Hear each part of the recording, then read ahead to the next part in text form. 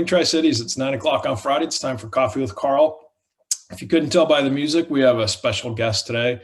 Derrel Ebert is the Vice President and General Manager of the Tri-Cities Dust Devils. Derrel Dust Devils. Derrel, good morning, and thanks for being on this morning. Oh, thanks, Karl. I really appreciate the opportunity to be here. Thank you. You bet. This is going to be a fun one. In the year that I've been here, you guys weren't able to have a season last year, so I'm looking forward to my first Dust Devils game and learning more about the team and the program and how everything works today. So, well, we look forward to having you, and we'll have to have you throw out a first pitch when we're allowed to do those again. Derrel, I got to tell you something. My rotator cuff gave out about 10 years. Like, is underhand okay? Any way you want to get it there. Okay, I'll try to do better than Gary Delabate on the Howard Stern show. I think he's like the worst, the first pitch out ever out there. Well, awesome. We'll get into it. We always start off with the coffee cup or story. So I've got this morning, we always give a plug for whoever gives us a mug. And this one's from City of Richland.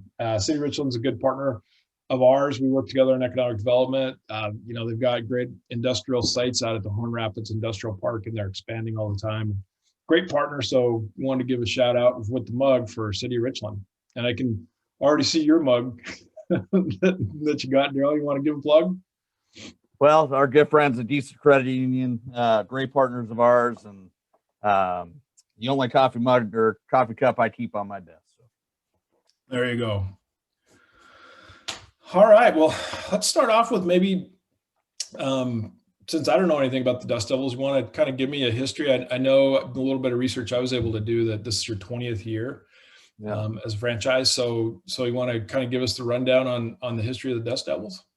Yeah. So started in 2001. The team came here actually from Portland. So Portland got AAA and had to move the franchise this way. That's how the Dust Devils became a thing. The name the Dust Devils was done by a naming contest. So that's kind of how the Dust Devil name came about.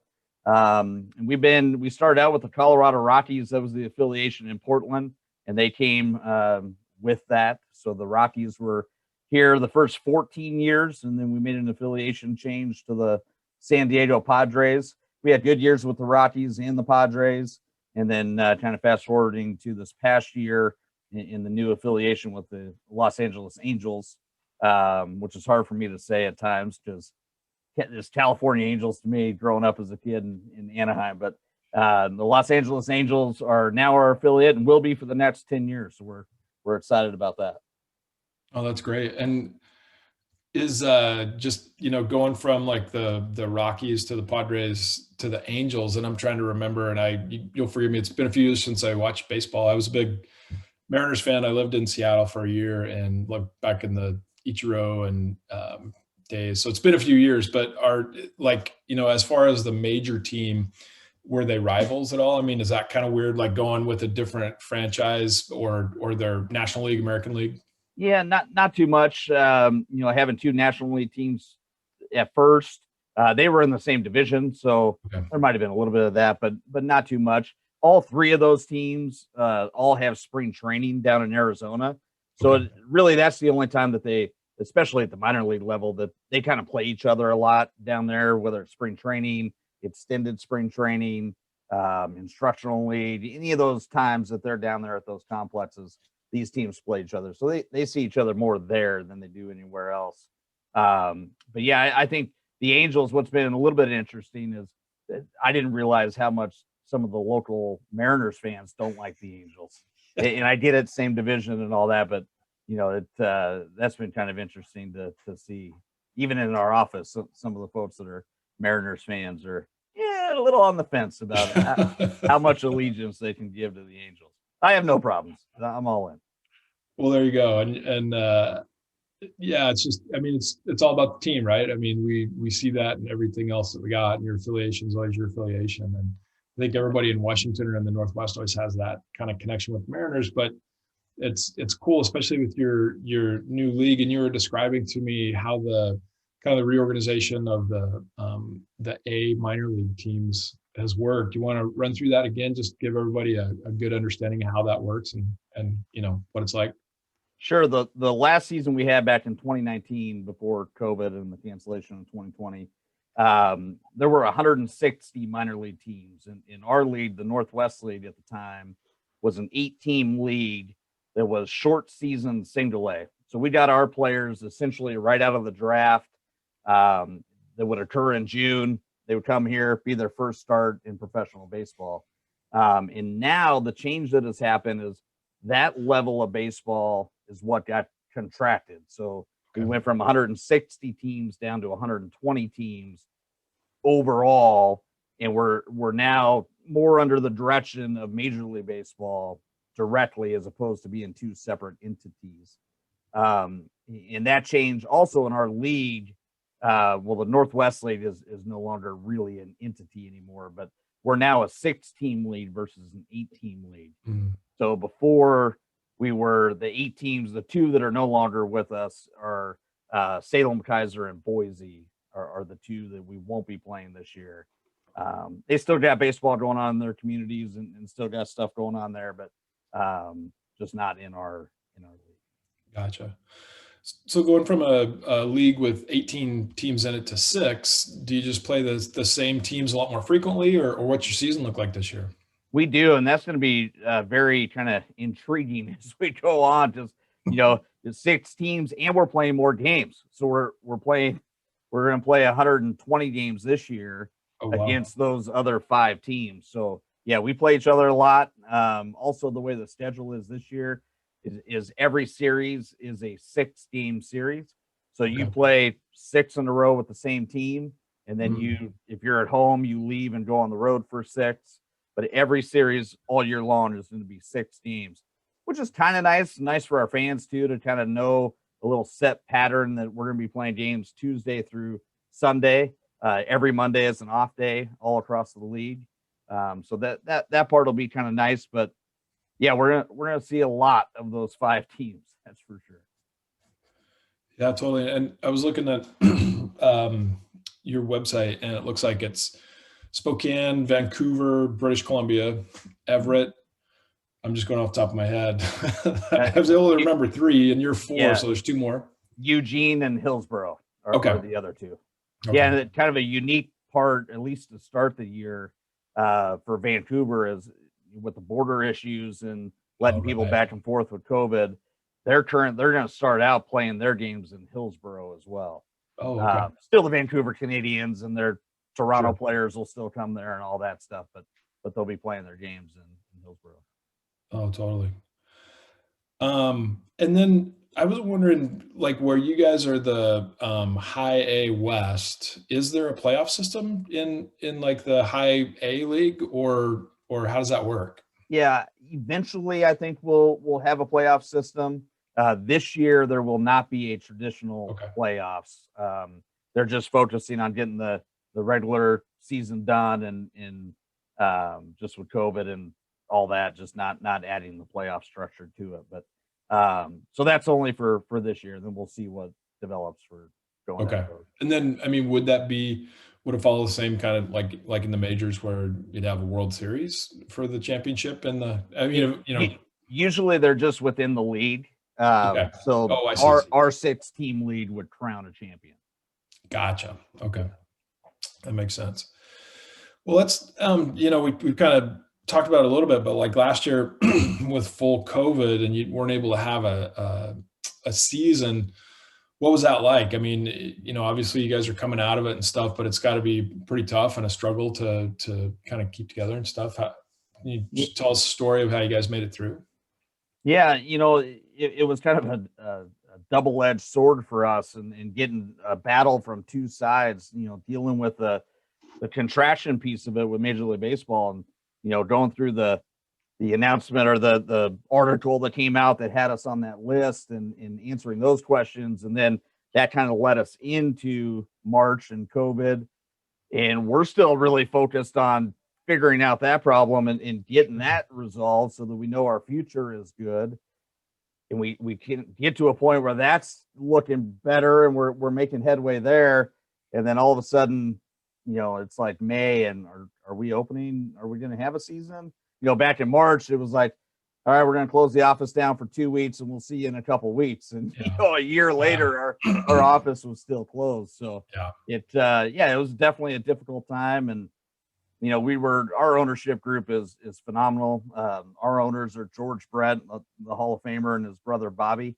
So the two of them have just been fantastic. They kept people on and kept paying our staff as long as possible. We did get to a point where we had to do some cutbacks there, but we were able to keep a good majority of the staff all the way through, and which has put us in a good spot now that things are starting to reopen a little bit to kind of be ready to go and get going.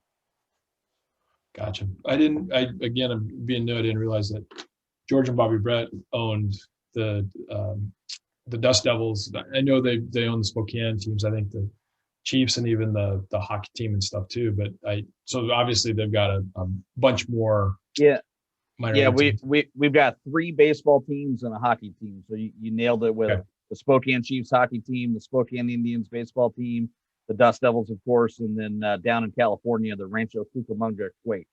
Oh, okay. Are the other baseball team that we have. Gotcha.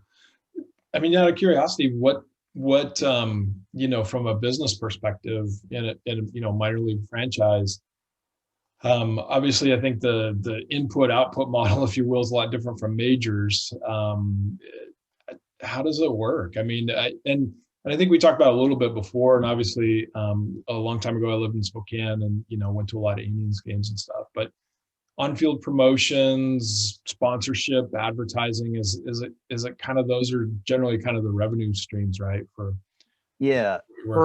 us and our philosophy, it's always been about ticket sales. So ticket sales are the key to our business, and kind of that's where it all starts. And without ticket sales, you don't really have a business. We got to get people here, got to get people committed to coming to the games in order for that advertising to have any value. So a lot of times other businesses, other sports teams will focus on that advertising sponsorships because it may be a larger ticket item, but without people coming to the games to view that, there's really no value there. So it really does start with the ticket sales. Same thing with nobody's coming to pay for parking without tickets. Nobody's coming to buy food without tickets. You just got to have that. Really is the foundation and the core piece of our business is ticket sales, and that's what we believe in. So 25% capacity, though, it makes that a little difficult. So and that's where you're starting off with COVID is 25%. That's kind of where we're at today. We're hoping supposed to get a little update on Monday as to whether or not that'll get lessened up a little bit and maybe get to 50%. I don't know.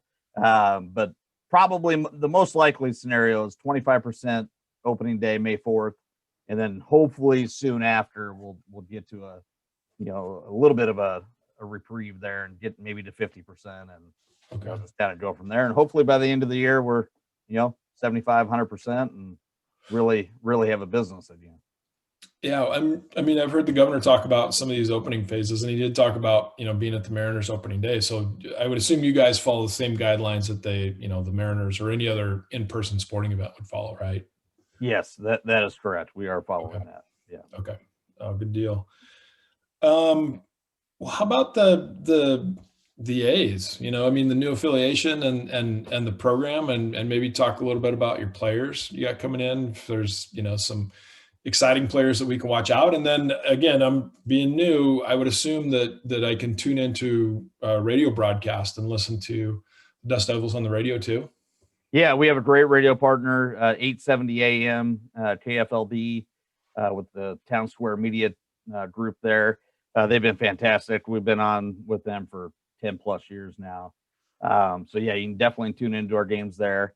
The affiliation with the Angels, really new. We've definitely had conversations with them, but, we didn't find out about that affiliation until the early part of this year. So, we haven't had any experience with the players. Don't really, we've done a little research and all that, but the way the minor league system works is, you get the players they give you. So you don't really have any input as to who you get or what any of that piece of it. But generally speaking, at the high A level, you're going to have some pretty talented prospects and, in the system. And all the other 5 teams too. So when you come to a game out here, it's going to be a much higher level of baseball, just compared to what we've had in the past in our league. It's the guys are 2 years more advanced. So they're bigger, stronger, hit harder, throw harder, all of those things. So better pitching, better offense, defense, all of that should be improved and be a real significant change for those that have been coming to games, for the past 19 years. Oh, that's a good point. What I was thinking about with the shutdown last year and the players, in the A League, and I think, can you give us kind of a snapshot of what it's like for a player, at this level in baseball? Obviously, we think about the major league players and the, contracts that they sign and stuff, but it's kind of a different thing as you're coming through the farm system for an athlete. What does that look like? And then, what did the players do in 2020 when there wasn't a season?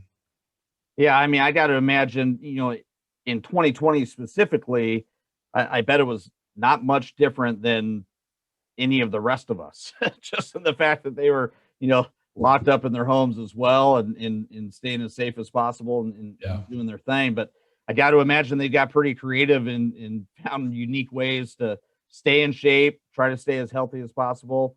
And, for hitters, they probably found cages that they could get into, or maybe even built some in their own backyards or on their family farms or, wherever they are across the country. But, I'm sure they did all they could to stay in shape. And, this is their livelihood. If you take that year off and just say, oh, I'll be fine, I just don't think that's the way that most of them would have treated their craft and what they're doing. So, but in a normal year, a lot of people kind of take for granted that of just how the system works and the fact that they come to our community here and, now that they'll be here for 5.5, 6 months playing baseball.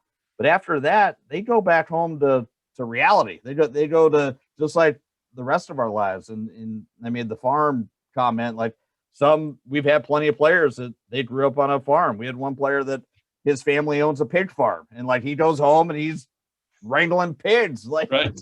that's what he does in the off season to help his family make money and keep the family business going. Like that's the reality of what happens in the off season. And then of course, they stay in shape. They throw, pitchers continue to throw, do their program. They lift weights, do all that stuff. And then, from there they go to spring training and get back into it, come February, March. Yeah. It's hard for me. And I told somebody this the other day, like growing up kind of out in the country and small towns myself, I think a lot of my cultural experience was gained through like movies and television. So when it comes to minor league baseball, right, I can think of these different movies growing up, and obviously they're, theatrical, but, for a young athlete out of high school that gets drafted into the majors and they go, start, here at the, I guess they'd go to maybe a low A first and then graduate to the high A and get called up and stuff. But like, how does that work? How involved are the Angels as the major involved in, watching players and then moving them up and down? And do you guys, at the high A level have input on, who you get? Or I think you said before, you kind of get what they give you. And how does the interaction with that work? And yeah, it's all controlled by the Angels. And when you say how involved are they, very. They know every detail about every player all throughout the system. And they're constantly looking at who needs to take that step to the higher level, who maybe is struggling, needs to come down and, work on something down at a lower level or what have you. They're making those moves literally daily as the season's going on. So they're shuffling things around. Also with injuries and things that happen at different levels, you get things that move up and down. But it really is a grind. I had the opportunity with my brother who got drafted in 1994 in the Atlanta Braves system to really kind of see a natural progression. And he was very fortunate to kind of go one level at a time. He started out in the Gulf Coast League down in Florida. And then from there went to low A, high A, double A, triple A, and then to the big leagues. Wow. So he had like the perfect year by year transition Yeah. in his career to get there. But that's not very normal. The kind of normal, you do a little bouncing around and in various things, or maybe even some guys, the real elite will skip a level or skip maybe even 2 levels. Okay. And so for each guy, it's really, really different. But I was fortunate enough to kind of see that progression and kind of see how, it's one thing to work in baseball and kind of, see the players here during the season, then they leave. You don't see them again until, till the next season, really. But, being able to see what my brother had to do in the off season and do that development really shined the light for me on just how hard it is. It really is hard to do what they do and get to the major leagues. I mean, when you start thinking about each team has roughly 30 guys and there's, 4 levels of baseball, and you're trying to get 1 or 2 spots that might be available every year on the major league level, it's not easy. Yeah. They're really entering into this with a dream, but that dream's hard to accomplish. Yeah, it's interesting. I think of, I guess probably get compared to like basketball or football a lot, and where those sports, the major league sports, are probably more connected to the collegiate system. Baseball's always had this development system, and I mean, how does that work? And I mean, is it just on the individual player and the scouting and the kind of the drafting from the major perspective, whether maybe somebody that was good in high school might go to college and play ball, or go right into the farm system? Does that vary, or is there kind of some set things that you look for, or how does that interaction work?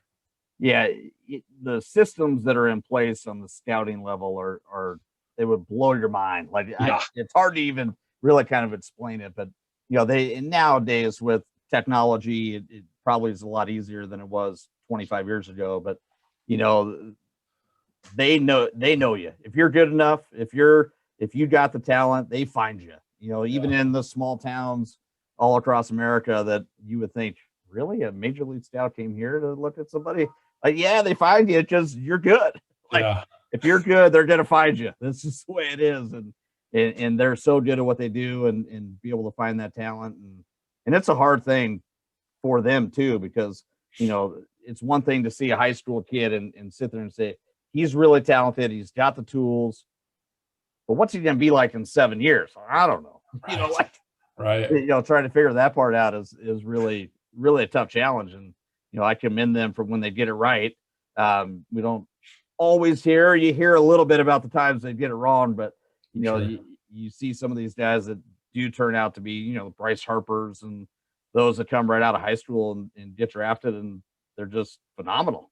Yeah. And that does happen, so it's pretty incredible system that they've put together. Is a lot of it like maturity? Like, is there maybe a broader, I don't know, like age span? And I say that and then think about Tom Brady or something, right? But like, does baseball offer more opportunities to, kind of mature and obviously come up through the development system and then get that chance at the majors versus maybe other sports, like players hit their peak a bit younger? I mean, do you think that's a factor in it, or is it just really more the development system?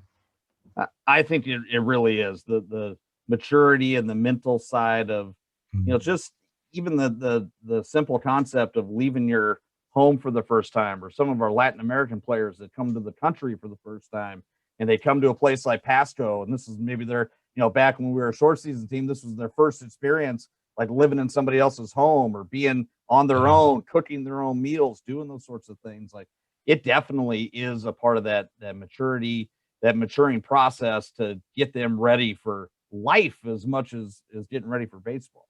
Yeah, that's a good point. I mean, for younger players, do you guys, kind of have, I don't want to say like a dormitory or bunkhouse or something, but do you support them, as they come here to play ball and stuff? We have an incredible host family system set up Oh, here. cool. Yeah, Lynn Tedler, who's a big piece of our community here and does many things for our community, kind of heads up our host family program. And Okay. unfortunately, this year with COVID, that may not be happening. Putting people in other people's homes, but the families that we have here literally open their homes up to strangers. Wow.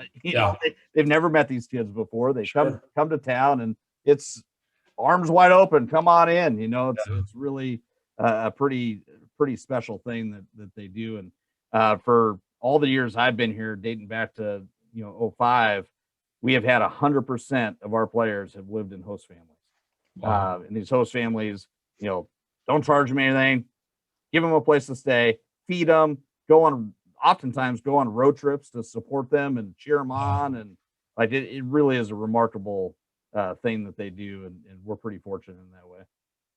That's really cool. I mean, I didn't realize that. Is that a pretty, does every team kind of do that, or is that a local thing, or how does that work?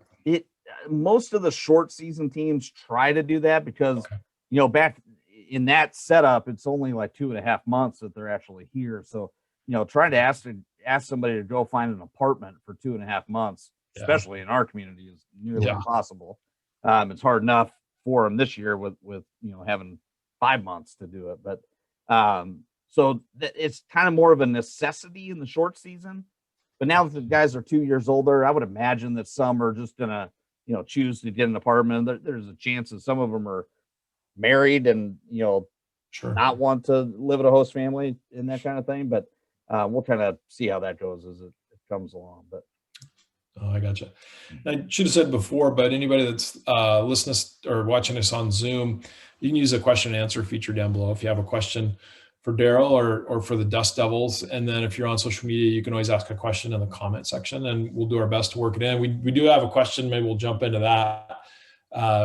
With the expanded season and set days off for players, does this open up opportunities for additional community engagement or appearances with players to open up an additional sponsorship revenue stream, or create an enhanced brand affiliation with players in the community, promoting the strong Dust Devils brand with the new Angels affiliate? So that, and again, I'm kind of new to this, but is that something else that the players do, is like community engagement and appearances, locally, and kind of build the brand, get people out for the ball game? yeah, we definitely will be able to do some of that stuff and do more of that. Just the fact that they're here longer will give us more opportunities. Not necessarily the off day. A lot of our off days, they're going to be traveling to the next city, perhaps, or maybe coming back from another place. So, but definitely just the longer season would give us that opportunity. Now, unfortunately, in 2021, there probably will be zero opportunity for that. Just the fact that the players are going to be kind of in a bubble-ish situation. So there won't be a whole lot of interaction this year, but definitely in 22 and moving forward, we'll be as involved as we can and get the players to be a part of that for sure. Oh, that's great. So again, since I've never been to a game, what in a normal year, maybe let's start with that, but what's it like to go to Dust Devils game? What are some things or some icons? I think you already kind of mentioned, and I think we had it in the trivia about is it Eric the Peanut guy, right? Like, I mean, that's just a cool story. What, you kind of give us an overview, like what's it like? What's the experience like at a Dust Devils game, Derrel? Yeah, I mean, I'm a little biased, so I wish we Yeah. had one of our fans to answer that question because it's kind of hard for me to answer. But I think one of the ways I kind of judge that we're kind of doing things well is all the way back from '05, we've had a pretty steady increase of attendance. So our community continues to support and come out and increase year after year. So that part tells me that we're doing something right. So I think as people come in, really what we pride ourselves on is that you're going to have good quality family fun entertainment and affordable entertainment. So coming to the ballpark right from the time hopefully when you get to our parking lot and you have the interaction with the parking lot attendants, that is a good experience. And then you come and you buy your ticket at the ticket office and you see smiles and you experience good customer service and friendly people inside. And then you get to hand your ticket to the ticket taker and they welcome you and they show excitement for coming to Jesus Stadium and thank you for coming out to tonight's game. You get inside and there's Larry selling our programs for sale, and he's talking to you, having fun, playing with the kids and all that as he comes in. Eric the Peanut guy is sitting right next to him, juggling balls and having fun with the kids as well, taking pictures, and now he'll be taking a picture by his life-size bobblehead as well, which is pretty cool. And Eric, I'll just kind of sidebar real quick on Eric. Eric is as much the Dust Devils as Dusty the Dust Devil is the Dust Devils. Eric lives and breathes minor league baseball, and specifically the Tri-City Dust Devils. I mean, he's had a full-time job at the university, at Gonzaga University, and it is so important to him to be here for games, and he can't see himself, and I can't see him doing anything different with his summer night. So we're thrilled to have Eric out here each and every year, and again this year as well. But then after Eric and everybody says hi to Eric, they come in a little further. Hopefully they're starting to smell the kettle corn off to the right. We got, Mexican food with Hacienda del Sol. They come in, they start smelling hot dogs and, get your peanuts and all that stuff. And, an adult beverage, if you want to have a beer, we got beer flowing, and, you really start, and the music's playing, and you really start to get that sense of, I'm at a baseball stadium. This is pretty cool. And you start getting excited, and then hopefully you make that turn. I remember so many times as a kid going to Angel Stadium or Dodger Stadium, and that first time you look at the field, you get through, you get past all that stuff, and you finally get there and you see that green grass, and it's like, oh man, like I'm at the playground. Like, this is awesome. I just want to run out there and run all over the grass. And hopefully, so people get that experience. They're getting the smells and the sights and all the great things as they come in to the game. And then hopefully they've, got their hot dogs, their beer, their pop, whatever, and get into their seats and start to really experience the fun and exciting parts of Vista Stadium and what we do. That's awesome. And you just gave a great description. A long time ago, I lived in Spokane, so I went to a lot of Indians games, and just describe what I remember about like going to the ball game, just like that. That's so cool that you guys do that. And, I love your customer service aspect for your whole team, right? To welcome people, and even what you just described on the what had gone on in the past with the host families and stuff. Like it talks about our community, talks about like what it's like to go to the ball game, and that I think you hit the nail on the head. Like it's more of the experience of going to the ball game. I mean, the athletics and the game's important, but it's also that experience, right? And building that. Sounds like you guys do a great job with that. Yeah, we have a thing out here called the wow factor. And we, as people are leaving, a good night for us, we don't care if we get beat 10-0. But when somebody leaves the ballpark, if they say, wow, we had a great time. Wow, that hot dog was so good. Or, wow, can you believe they had a foot-long hot dog at the grill cart? Or, wow, those fireworks were incredible. Whatever it may be that happened that gave them that experience. Very seldom do we hear, wow, that was such a great game. I'm so glad we won, 4-3 or whatever it was. We hear it occasionally. The true diehard baseball fan is into that, but the majority of the people coming out, bringing their kids to a game, and the families coming out here, which is the majority of who's here, it's not that. It's that their kid had a great time, and they were engaged and they enjoyed it, and they weren't screaming or crying or whatever else could have been going on. As a parent, I get it. That's what it's all about, is that opportunity to create memories and have a good time. Yeah, no, that's really well said. And I think maybe, like you said, now with going with the high A, you get players that are a couple years advanced, and maybe have a different skill set, and so maybe those games might be, might see a higher level of baseball and stuff. But at the same time, I'm sure it's just like what you described. It's the whole experience, that they're not just diehard baseball fans coming out. There's so many other things to do there. A long time ago, when I was in college, I worked in, sports marketing back in Idaho for the university football team. And, I went through some of that. We did surveys and stuff, just trying to get more people out to the game. And we had a winning program, and I mean, it was a college program. There's students there, and they were still trying to fill up the Kiwi Dome. And so I've kind of a long time ago experienced that balance. And it sounds like you guys, if you're growing your attendance every year, that experience is such a cool thing that people are coming out to see, and the characters and icons between Eric the Peanut Guy and the bobbleheads and Dusty, and just sounds like a good family experience. Yeah, definitely. And honestly, Carl, when we first got here, like being able to meet those expectations and exceed those expectations was easier early on.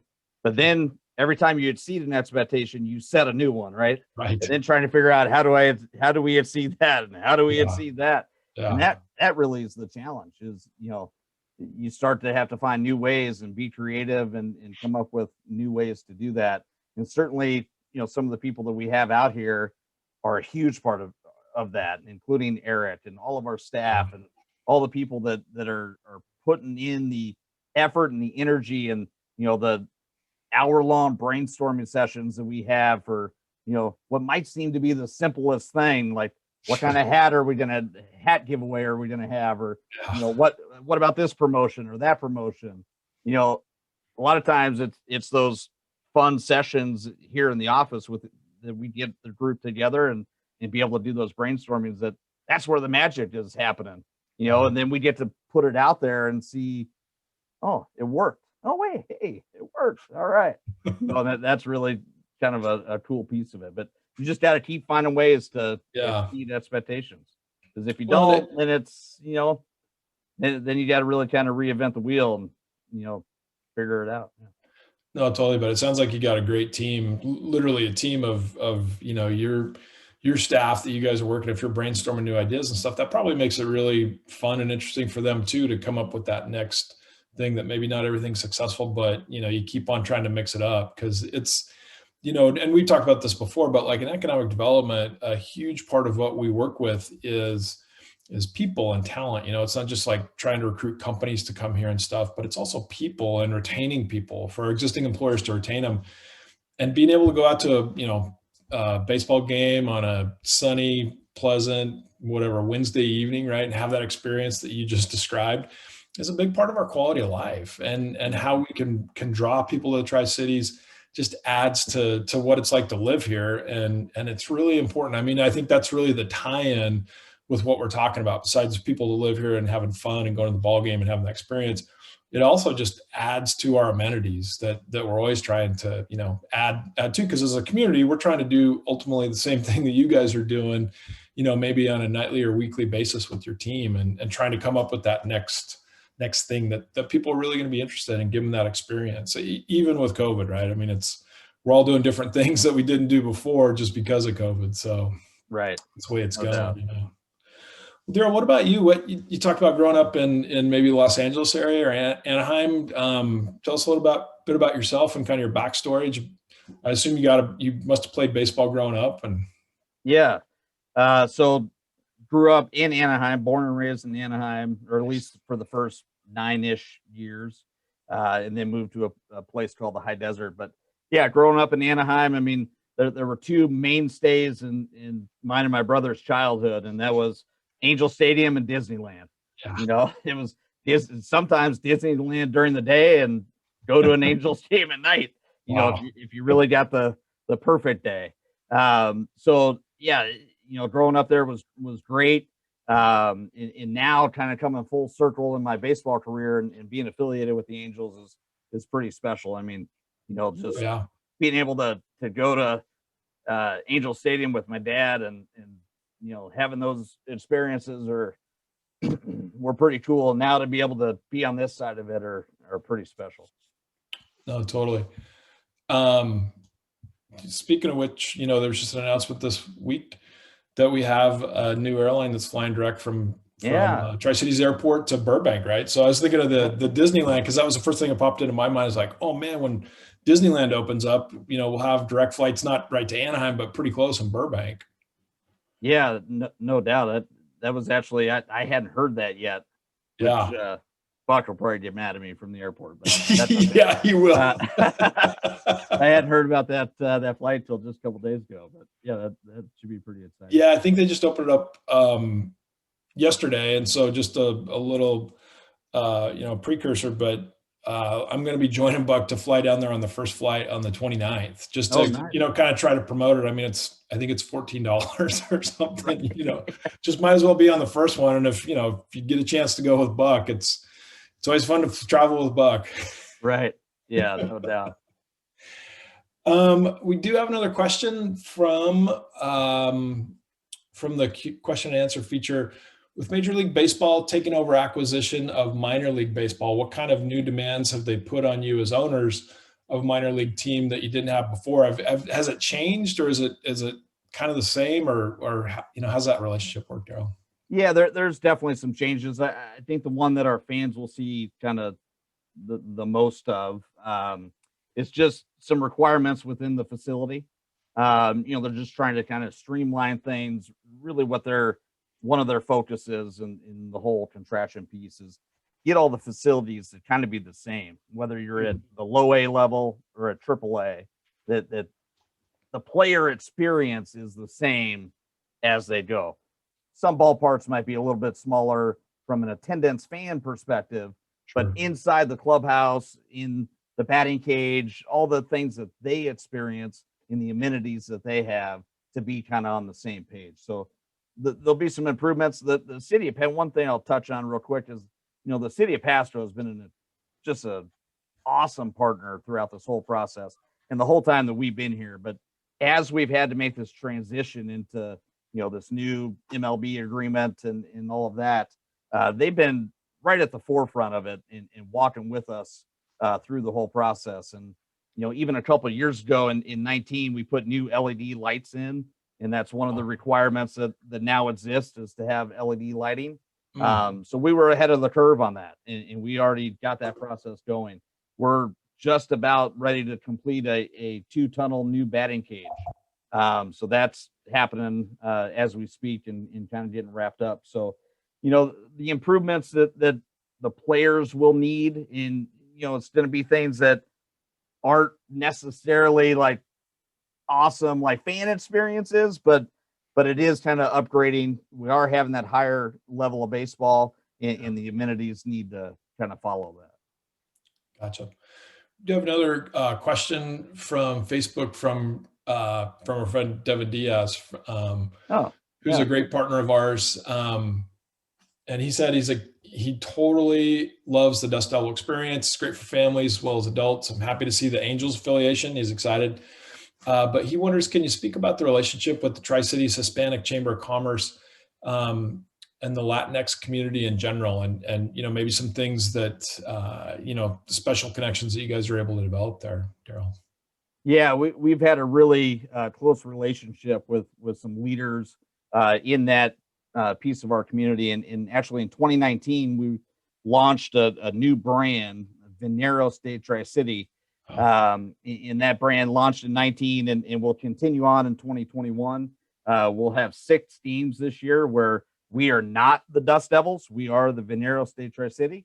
Cool. So that is a really cool experience. To be able to have that. And the Hispanic Chamber of Commerce was a huge piece in getting that going for us. And Nicky Torres was a huge piece of that in bringing that all together, along with Hector Cruz and some other leaders in our community that were right there with us, coming up, all the things of coming up with the name. Like I talked about brainstorming sessions a little bit ago. Yeah. We had one with those community leaders. Cool. And it was such a great experience, and kind of how we came to it. And, our number one goal was to make sure that it was something that our whole community would be proud of. And we accomplished that only by the help of those people. Oh, that's awesome. And I think that, like you said, talking about the community, being able to have those games and that relationship, that affiliation, that does represent our community really well. Just such a critical part of our community. It's really cool. You guys are able to do that. A couple more questions just came in. You talked about fireworks, but are there fireworks scheduled, and will be every game, or how does that part work, Derrel? Yeah, we will have some fireworks this year. We've had some partners that were going to be on with us in 2020 that had fireworks in their packages. So we're going to honor those and make that happen in 2021. And a lot of those will be kind of towards the back half of the season, really with the idea that we're going to hopefully have more attendance and be able to get more people to games later in the season. So we'll kind of save the fireworks for that. But opening night's going to be a pretty special return to Giza Stadium. So I would imagine you'll see some bang going on there with fireworks on opening night. That's cool. And so opening night is May 4th, and ticket sales are obviously going to be limited. So is it a first come, first serve or a lottery system or something? I mean, I would assume that there's going to be more demand than you can sell seats for. So how does that work to get tickets and to get in line? Yeah, man, I was going to ask you that question, Karl, because we're really not sure how it works. Okay. If you got a brainstorm right here, that'd be great. But we, our season ticket holders alone have kind of gobbled up a big chunk of the Gotcha. tickets, right? But we do think we're going to have some walk-up tickets available on most nights. That will be a little while before we get there. We're kind of waiting to see all the protocols and everything that's going to be in place, and whether 25%, 50% is kind of once you put out that 25% plan and tickets are out there, then all of a sudden we go to 50%. There's just be patient with us is all I can say to our community. Just that there's going to be baseball. Hopefully everybody will get a chance to come to a game at some point as we open up. And there'll be tickets available here and there. Just call our office, get on the website, and again, be patient with us, and we'll do the best we can. You bet. And that is the best way to check out the website. You guys will kind of have updates there. Would that be the best way to stay in touch with? Definitely. And also our social media, we're pretty active on Facebook and Twitter, and certainly communicate with us that way. All right. Another question, talking about home runs, that maybe, at the low A level, maybe there weren't a lot of home runs. Do you see going to the high and you talked about the competitive level of baseball, but will we see more home runs, or just, obviously it's an anticipation, but what's your prediction? Well, I'm kind of a math guy, so the fact that we have more games, I hope that we have more home runs. to give the simple answer to that. You're kind of the money ball, like our local money ball guy, Derrel. Yeah, there you go. So yes, but from an overall perspective, I mean, there's kind of two concepts here. Is they're developed 2 more years, right? So the players are going to be bigger and stronger and all of that from a development standpoint. But the pitchers are also that way. So the pitching's going to be better, but the hitting's going to be better. So, I think the answer to the question is yes. How much, we'll kind of see how it goes. But, 2 things did not change. We didn't move the fence in, and we can't change the wind direction. So there you go. They still got to deal with that. I suppose being here in the Tri-Cities, if the wind's blowing the right direction, there is kind of a little aid to push it over the fence, huh? Yeah, that happens like 2-3 nights a year that the wind's actually blowing out. Okay. And that might only happen like in the 8th inning as the wind changed direction. Gotcha. So that's about it. Oh, that's cool. Another question came in. Wonders if the game will be streaming live on MILB this year. Is there a streaming option through Major League Baseball? So audio, yes. We're not quite to the TV portion of it yet, but I do think with the partnership with Major League Baseball that's probably coming in a shorter time frame than had we not joined up with Major League Baseball. So I think in 3 to 5 years maybe all of our games will be able to be televised and viewed online. Okay. How about swag? Like, if you can't get out to the ball game, can I buy a hat online? You guys have that on your website?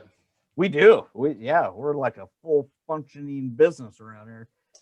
We could definitely sell hats and merchandise. I'll be honest, right now we just got some of our shipments coming back in, and we're starting to get the ordering going, getting ready for the season, because as things were kind of slowing down and getting to the shutdown in 2020, some of those orders were able to be canceled. So we right now our inventory is not great, but we're getting there, and here by the time the season opens up, we'll have a full store ready to go. Yeah. Awesome. How about just, you want to share what's one of your favorite, minor league baseball memories of yours, Derrel? I mean, you've been here 15 or so years, so you want to share just a couple cool things that you can recall in your, kind of history being here at the Dust Devils? Sure. Yeah. Well, first you started with minor league baseball, so I'm going to give one before I got to the Dust Okay. Devils, Yeah. then I'll Totally. give one. So back in 2004, I was in El Paso, Texas, working for the AA El Paso Diablos the year before I came here. And I vividly remember, I'm sure a lot of people remember the San Diego Chicken, and then he kind of went on the road and became the famous Chicken. And well, we had him scheduled for a night to come out and make an appearance at Cohen Stadium out there in El Paso. And it was a little cloudy. It got a little rainy, and we had a full 10,000 people there at the ballpark.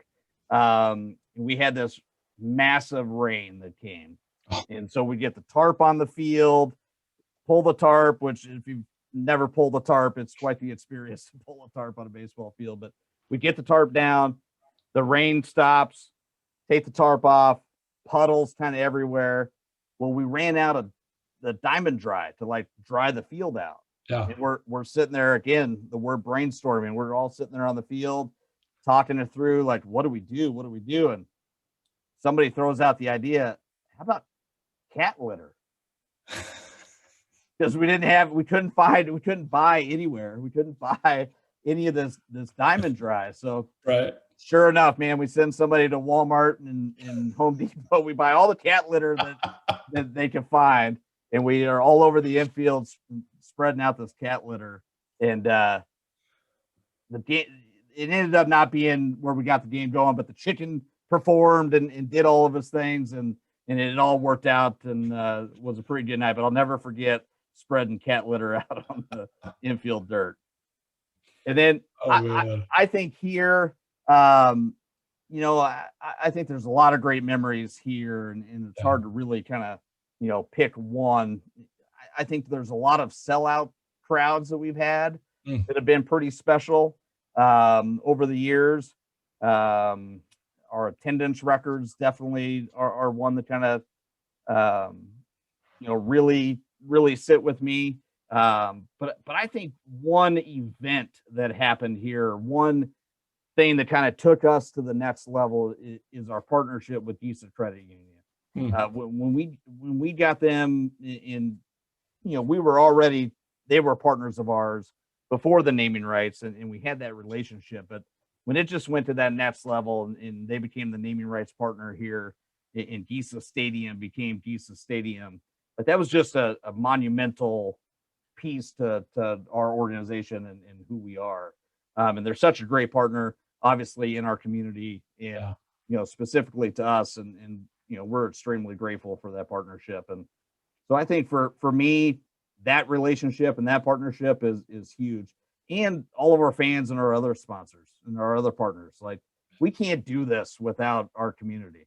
And we're proud and humbled to be able to be the ones that provide, like what you said, the quality of life to people here in the Tri-Cities. And, we're honored to do that. And so that's not necessarily one thing, but that's really what's kind of sticks with me of accomplishments and that kind of one thing that sticks out. Yeah, no, and that's a good example, because look what you guys started. Now Gisa's going to Pullman, and I mean, I'm sure they're. You're right, Carl. You're right. Yeah, we did start that. You're right. That's right. They're like, geez, it worked out so well with the Dust Devils. What else can we name? Come on, let's go. Yeah, and it's cool. I mean, Giza is growing so much with the merger that they had on the west side, and this makes so much sense, and they're such an awesome community partner. Any community that they go into and they get to experience what we have, it's awesome, and we're all for it, and super supportive of everything Giza does. They're fantastic. Oh, definitely. So I did notice kind of maybe a pattern with you, Derrel, and it's when you were in El Paso. What was the mascot there in El Paso? The Diablos. Right, and now you're the Dust Devils. So there seems to be a theme that you're going after, right? Yeah, but I finally got the Angels. I finally got something on the other side of that. You got like the two on your shoulder, right? Yeah. Finally needed a halo to mix in there someplace. Hey, see, we're brainstorming an idea right there. You could have like Devil and Angel night or something, man. Yeah, no doubt. There's definitely something there. There you go. I got one more question for you, and that's, my family's lived in Spokane a couple different times. In the '90s, I lived there, and they were, in the A League. But I remember being a kid and living there and close by, and they used to be AAA. So how's that changed? And like, is it the size of the stadium? Is it a bigger community or a bigger fan base that you could go to, say, AA or AAA? Or how does Major League Baseball look at which city gets which level of farm team? Yeah, I think before this change with Major League Baseball, I think a lot of it had to do with the community size and just the community as a whole. Are they able to support a AAA team? AAA also flies, so their communities are more spread out. So having a good airport is certainly something that's looked at. Which we do. I mean, just ask Buck; he'll tell you, right? We got a good airport. Oh, he's told me plenty of times. I agree with him. I love our airport. So do I. Yeah, our airport's fantastic. So yeah, a few different things go into play there. The stadium is another piece of it. Not necessarily the number of seats, but is it a newer ballpark? Can it, from the amenity standpoint for the players, like we've talked about, like, that's definitely a key piece of it. And then now I would say with Major League Baseball, one of their focuses is geographical alignment. So to be a AAA city, where do you line up geographically with the other AAA teams? Oh, sure. So I think that now kind of plays into it as well. Yeah. It's funny that doesn't go down to college athletics, because I remember for a while, like BSU was in a league on the Atlantic coast, and it's like, that doesn't really seem like that works. But hey, college football, we're not talking about that. We're talking about baseball, right? Yeah, it's just like pick a conference. Where do you want to be? It doesn't matter. Exactly. Yeah. Exactly. Well, Derrel, this has been great. It really does make me get excited to come out and experience my first Dust Devil games. And it sounds like, and I've heard that from the community too, that you guys are doing a great job and really representing our community well. And appreciate your time this morning and having this discussion and, being able to learn more about you and the Dust Devils and what's going on. And we got about 2 minutes. Do you want to kind of make a closing remark or something? Or Sure. Yeah. Thank you, Karl, for inviting me to have coffee with you. This is a great format. This is awesome. I really appreciate it. I've, certainly done plenty of Zoom related things over the past year, and this certainly ranks right up at the top. So thank you for that. I think the only thing I'd like to close with is, you kind of mentioned the community supporting us, and we have seen that so much. I mean, we've seen it for the 20 years the Dust Devils have been here, but we really have seen it over the past year. I mean, just from the excitement and the phone calls that we've gotten when we found out we had the Angels and we had a team for 10 more years, like the phones blew up and people were so excited and so positive. And then the loss of a season last year, like our partners that we have, whether it's season ticket holders or sponsors or all across the board, have just been so supportive of how can we help? What can we do? No problem. We paid for our tickets already, but just keep our money and we'll see you in 2021. Like just so good. So much support all across the community. And I just want to end with saying thank you. Thank you, Tri-Cities, for all of your support. Oh, that's awesome. Well, Derrel, thank you and the Dust Devils for, being such a big part of our community. Like I said, I can't wait to come out and experience my first game and buy a hat. And, I had to make my own shirt because I didn't get a chance to get any, but that's the cool thing about Zoom, right? Like, I mean, I know you still see the other logo underneath, but I appreciate the effort. Well done. I'm trying to wear the right color shirt too. So, thanks for your time today. And I think the cool thing is now Tracy's going to play us out with a little ballpark organ music. So thanks a lot, Derrel. Have a good weekend and really appreciate your time today. You too, Karl. Thank you. Okay.